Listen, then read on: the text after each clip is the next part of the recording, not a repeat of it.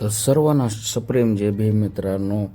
तर आज आपण लवकरच निघालो होतो पिकअप गाडीकडे. आपली अशोक लेलँड गाडी 15-20 दिवस झालं जाग्यावरच आहे, कारण का मार्केटला धंदेच नाहीत भाऊ. त्याच्यामुळं आपली एकच गाडी दुकानला चलते. आपण बाहेरचं भाडं आलं तरच गाडी काढत असतो.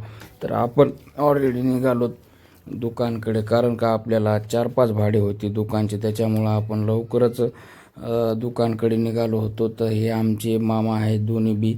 तर हे आलते पेनवरून, हे आपल्यासोबत गाडीवर कामाला आहेत. तर त्यांना मस्त सकाळ सकाळ ब्लॅक टीचा स्वाद घेतला आणि तिथून पुढे आम्ही निघालो दुकानला. तर दुकान आम्ही 6:30 वाजता जाऊन उघडायला लावलं शेटला, कारण का बा ऊन लय आहे. त्याच्यामुळं मग आधी शिराळाच्या ट्रिप मारावडे म्हणलं. हो का, हे आमच्या लोह्याचं सकाळ सकाळचं लोकेशन आहे. नंबर 1 फ्रेश वातावरण आहे. असं भारी वाटू लागलं की मग आपण कामाला सुरुवात केली. धंदा लहान असू दे नाहीतर मोठा असू दे, पण तो तुझ्या स्वतःचा आहे हे लक्षात ठेव. लोकांकडे हमाली करण्यापेक्षा स्वतःच्या धंद्यामध्ये हमाली कर भाऊ. आपल्याला एवढंच कळतंय, उद्या लाखात खेळण्यासाठी आज घामामध्ये खेळावं लागतं भाऊ. कष्ट करावं लागतात. उद्या म्हातारपणी जर बसून खायचं म्हणलं तर आम्ही आलतो नंतर पाठीमागं कडप्पा भरण्यासाठी. तर आमच्या मामाला, ते नवीन मामा आहे, त्याला काही जमना गेलं कडप्यासाठी. हे मोठा मामा आमचा उगा लांबून बघू लागला. तर मी म्हणलं, बाबा धरकी मामा, पाय मी फोडून घेईल, ते तुम्ही आणा की.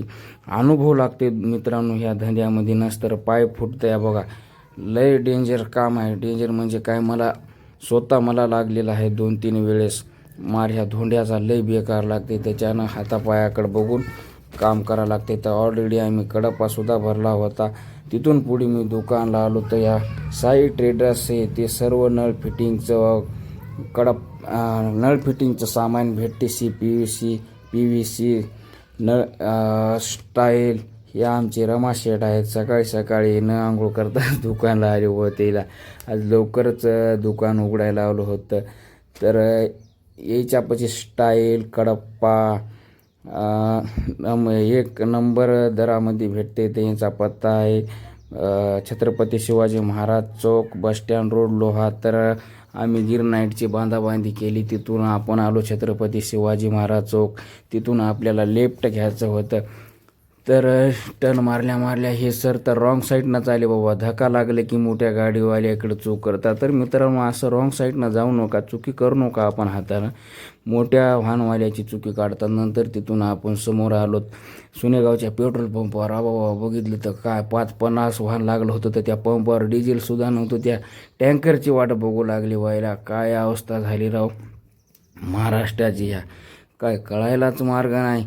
तिथून समोर आपण आलो सुनेगावमध्ये. सुनेगावला आल्यानंतर आपल्याला घ्यायचा होता राईट, कारण का आपल्याला जायचं होतं जामगा शिवणीला. जामगा शिवणी म्हणजे तिथं जामगे आडनाव आहे, त्याच्यामुळं मला वाटते त्या जामगा शिवणीचं नाव पडले. तिथून आपण डायरेक्ट सरळ समोर आलो.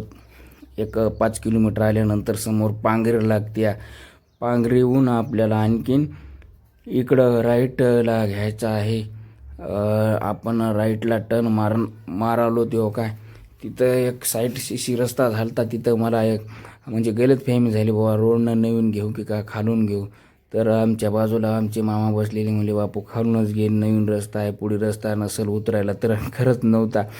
तर आपण आलो तर इथं जामगा शिवणीला. तर आपण त्या पार्टीला फोन केला, बाबा कुठं यायचं. तर ते लगेच रस्त्याला आले आणि तोटा चुळतच साईड सांगू लागली, बाबा लय जणाला सांगतो मी मटेरियल गुटके ते खाऊ नका बाबा, कारण का आपल्याला सवज नाही मित्रांनो. पहिल्यापासून आपण काय आपल्याला व्यसनच नाही. आपल्याला फक्त लागते भाकर जेवायला. नंतर आमच्या बंधूनं टपरी खायचीली लागलोत. नंतर आम्ही ते सोडायला. नंतर गाडी खाली झाल्यानंतर मामाच्या तोंडात मटेरियल होतं. मामाला मी शिवा वगैरे दिले. मलाच मामा बुकी मारू लागला. तेव्हा गिरनाईट उतरून ठेवले आम्ही.